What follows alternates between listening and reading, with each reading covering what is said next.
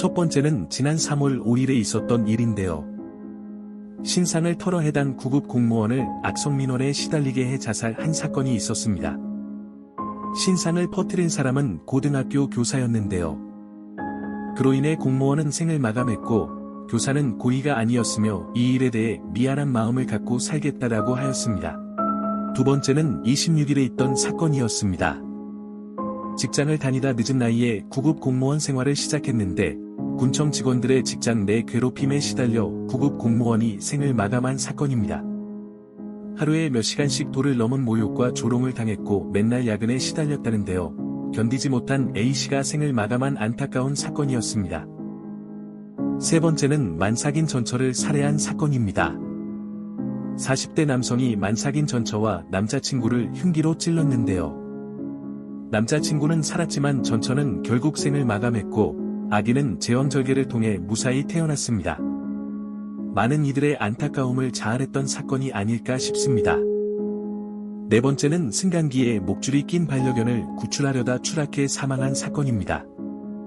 반려견을 조금만 신경 썼었다면 충분히 피할 수 있는 사고였는데 잠깐의 방심이 목숨을 앗아간 안타까운 사건입니다.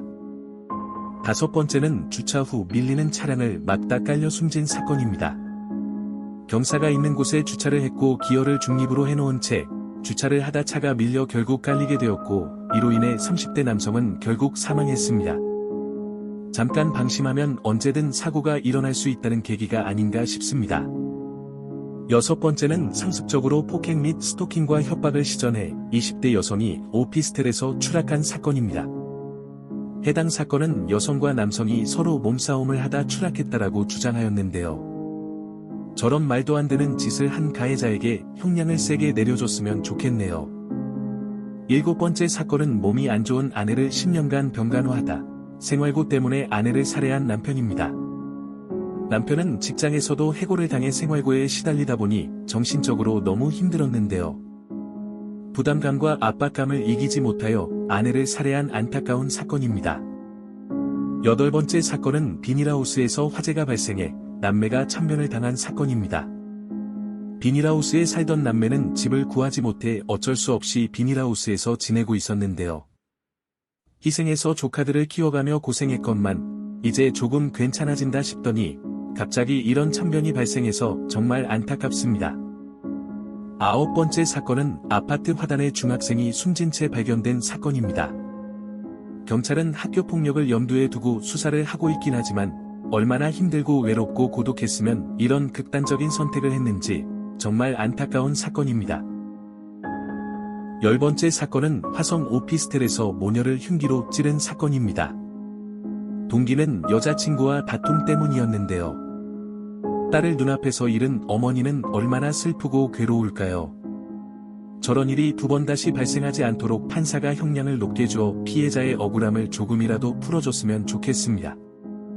11번째 사건은 자전거를 탄 중학생이 도로에서 우회전 버스에 치여 사망한 사건입니다. 버스기사도 중학생에게도 정말 안타까운 일이었는데요. 서로가 조금만 조심했다면 일어나지 않았을 비극입니다.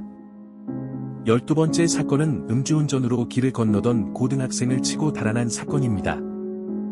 가해자는 상습 음주운전 전과의 인성에 심각한 하자가 있는 걸로 유명했는데요. 죄질이 너무 심각한 만큼 두 번 다시 사회에 발을 못 붙이도록 판사가 형량을 강하게 내려줬으면 좋겠습니다. 13번째 사건은 2022년 10월에 일어난 사건인데 3월 14일 재판 결과가 나왔습니다. 징역 4년을 선고했는데요. 여기서 정말 큰 논란인 건 공탁금을 820만원 걸고 판사에게 반성문을 제출해 선처를 구했다는 내용입니다. 담당 판사는 분노했는데요. 16년의 음주운전으로 형사처벌을 받았었고 23년 1월에 여자를 강간한 혐의가 있는데도 징역 4년은 너무 가볍게 주지 않았나 싶습니다. 14번째 사건은 MG 조폭 식당 테러입니다. 너무 시끄럽게 떠들어서 종업원이 주의를 줬는데 화가 난 조폭들이 기물을 파손하며 위협 및 협박을 가했고 결국 경찰에 체포되었습니다. 이쯤 되면 범죄와의 전쟁을 선포를 해야 되지 않을까 싶네요.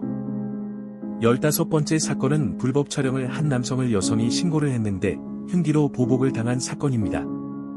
범죄를 저질렀음에도 적반하장으로 나오고 있는데 처벌이 약하기 때문에 이러한 일들이 자꾸 발생하는 게 아닌가 싶네요.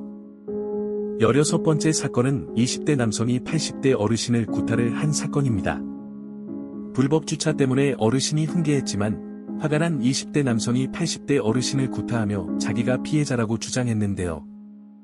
처벌이 약한 걸 아니까 불법과 범죄를 저질러도 양심의 가책을 느끼지 못하는 게 아닐까 싶습니다. 17번째 사건입니다. 한 취객이 택시기사를 폭행을 한 사건인데요. 취객은 경찰 진술에서 길을 되돌아가길래 화가 나서 폭행을 했다고 진술했습니다. 그런데 여기서 정말 황당한 건 초기 경찰의 대응입니다. 폭행 때문에 신고를 했지만 계속 왜 신고를 했냐는 경찰. 신고 접수가 안 되었고 이 폭행을 목격한 시민이 대신 신고를 해 경찰이 출동했습니다. 이런 사례들 때문에 정말 고생하는 경찰들까지 욕먹는 게 아닐까 싶네요.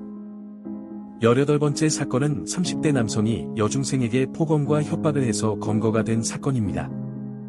여중생에게 음란 메시지를 보내다가 벌금형을 선고받아 이와 같은 일을 저질렀는데요. 가해자는 당당하고 피해자는 불안에 떨어야 하는 사회가 참담한 것 같습니다. 19번째 사건은 구청 간부가 보이스피싱 인출팀에 가담하다 벌미를 잡힌 사건입니다. 온라인에서 만난 남자친구가 부탁했다고 진술했는데요. 돈 조금 벌어보겠다고 6급 공무원의 자리를 포기한 50대 여성의 비참한 선택이 아니었나 싶습니다. 20번째 사건은 보이스피싱 조직원과 경찰들이 연락하다 발각된 사건입니다. 보이스피싱을 잡아도 모자를 판국에 오히려 보이스피싱을 가담해 국민들의 분노를 샀던 사건이 아닐까 싶습니다. 이것 말고도 여러가지 사건이 더 있는데요. 위에서 표지판이 떨어져 차주가 목숨을 잃을 뻔한 사건입니다. 도로공사 측에선 보험이 없어 배상이 어렵다는 입장을 내놓았지만 취재가 시작되자 결국 원만하게 협의가 된 사건입니다. 24일 무사증으로 제주에 온 중국인들이 임산부로 위장해 절도를 한 사건입니다.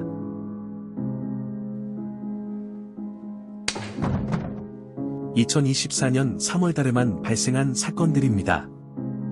이거 말고도 더 많은 사건 사고들이 있는데요. 사건 사고들이 너무 많다 보니 사람들에게 금방 잊혀져 가는 게 아닌가 싶습니다.